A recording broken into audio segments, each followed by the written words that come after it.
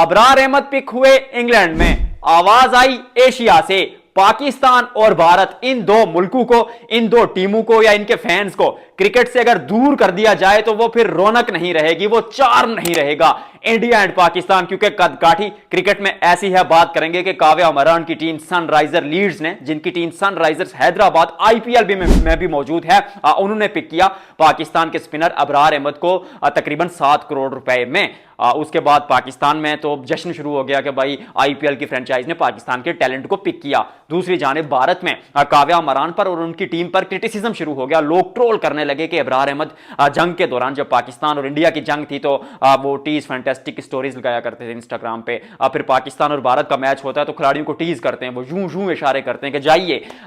इस पर थोड़ी चर्चा करेंगे कि क्या उनको हटाया जाएगा, क्योंकि अब यह भी बात चल रही है कि जैसे मुस्तफिजुर रहमान को केकेआर ने रिलीज किया था और वो मतलब बांग्लादेश भारत के ताल्लुकात इतने बुरे नहीं थे जितने पाकिस्तान और इंडिया के ताल्लुकात बुरे हैं, तो फिर क्या अबरार को भी हटाया जाएगा? वो कहानी आपके सामने रखूंगा और उसके साथ साथ ये चीज भी थोड़ी सी बयान करूंगा आपके सामने कि पीएसएल की जो ट्रेड विंडो है वो ओपन हो चुकी है। फैसल अकरम मुल्तान में आ चुके हैं, अहमद दानियाल कोयटा ग्लैडिएटर्स में आ चुके हैं। बाकी टीमों की क्या बाज़गश्त चल रही है, क्या बातें चल रही हैं आपस में, और थोड़ा सा वो पीएसएल की खबरें भी आपको बताऊंगा। लेकिन आगाज इस स्टोरी से करेंगे कि अबरार अहमद जो एक इशू चल रहा है, क्या ये होना चाहिए? देखिए, पहली चीज तो अटल है आपके सामने के चाहे पाकिस्तान की क्रिकेट हो, भारत की क्रिकेट हो, न्यूजीलैंड की क्रिकेट हो, डबलिन की क्रिकेट हो, गुजरात की क्रिकेट हो, दिल्ली की क्रिकेट हो, चिचावतनी की क्रिकेट हो, पिंडी की क्रिकेट हो, मैं being a first sports journalist of Kashmir बराबरी पर तोलता हूं। और आज भी जो बात करूंगा वो ना पाकिस्तान को सामने रख के करूंगा, ना भारत को सामने रख के करूंगा, क्रिकेट को सामने रख के करूंगा। और क्रिकेट के नजदीक पिक होना चाहिए था। क्यों?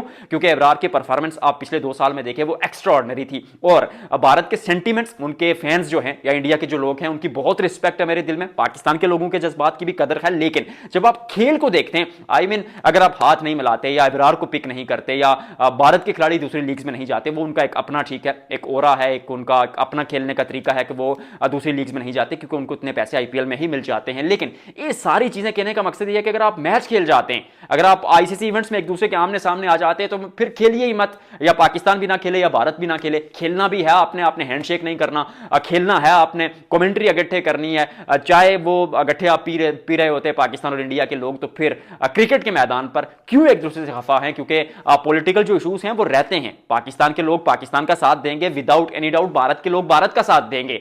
मतलब वो तो एक नॉर्मल सी चीज है ना, भारतीय जनता अपने देश के साथ होगी, पाकिस्तानी कौम अपने मुल्क के साथ होगी, तो फिर वो सेंटिमेंट्स को थोड़ा साइड पर रखेंगे इस मौजू पर जब क्रिकेट की बात आती है। क्योंकि स्पोर्ट्स जो है वो जोड़ता है आपको आपस में। पॉलिटिक्स पे बात नहीं करूंगा क्योंकि I am not the right person to talk on that. So pick होना चाहिए था। अब काव्या मरान पर जो प्रेशर है, क्योंकि लोगों का दिल तो दुखता है, हर बंदा उस तरह से नहीं सोचता। अब वो तो अपने मुल्क को देखते हैं लोग कि भाई हमारे खिलाफ स्टोरीज, हमारे खिलाफ बातें, और अगर पिक करना ही था पाकिस्तान के किसी खिलाड़ी को तो किसी और को कर लेते, अबरार को ही क्यों? पहली बात तो है कि काव्या मरान ने थोड़ी कोशिश की थी उस्मान तारिक के लिए भी, लेकिन फिर वो पीछे हट गई। और सनराइजर ने लीड्स ने, मैं सनराइजर्स हैदराबाद कहने लगा था जो आईपीएल की टीम है, तो यहां पर आकर अबरार को पिक कर लिया। अब अबरार को पिक कर लिया तो क्या उनको हटाया जाएगा?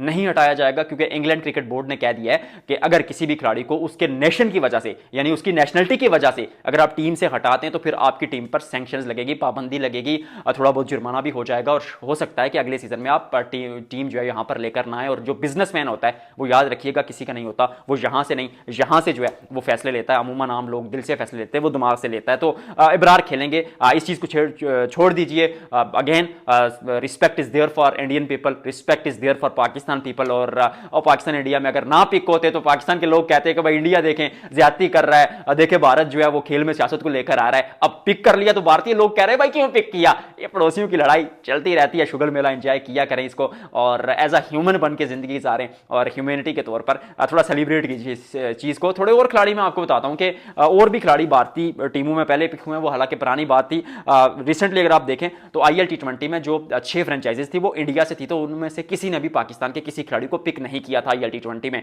डेजर्ट वाइपर्स की टीम थी जिसने 3 पाकिस्तानी खिलाड़ियों को, जिसमें नसीम शाह थे, फखर समान थे, हसन नवाज थे और बाद में उस्मान तारिक भी आ गए थे, तो कुल मिलाकर 4 पाकिस्तानी खिलाड़ियों को पिक किया था और वो जीती भी at the and. I mean Pakistani खिलाड़ी थे उसमें, वो जीत भी गई, वो अलग बात है। एमआई को भी हराया था उन्होंने। सो पाकिस्तानी खिलाड़ियों का रहता है कद-काठ, ऐसा नहीं है कि बहुत अच्छे हैं, बट वो 40 करोड़ आवाम आपके पीछे है, भारत में 150 करोड़ आवाम पीछे है, तो वो शुरू पर कहा था ना कि इन दोनों को निकालकर आप नहीं चल सकते क्रिकेट में। पीएसएल की खबरों पर आते हैं। पीएसएल की खबरों में खबर सबसे पहले यह है कि फैसल अकरम और अरफात मिनास जो कि कोयटा ग्लैडिएटर्स में थे, वो कोयटा ग्लैडिएटर्स से मुल्तान में चले गए। मुल्तान की टीम ने उनके बदले कोयटा को क्या दिया, वो दिया अहमद दानियाल और जहांजेब, एक लड़के हैं, यंगस्टर हैं। आई रियली होप कि वो अच्छा परफॉर्म करेंगे, मैंने करीब से देखा है, तो आई रियली होप कि वो परफॉर्म करते हुए नजर आएंगे। ये ट्रेड हो गई है। इसके बाद जो बजट बाकी बचा है वो सबसे ज्यादा शावर जल्मी के पास बचा है, जिनके पास 4 करोड़ 35 लाख रुपए अभी भी बचे हैं।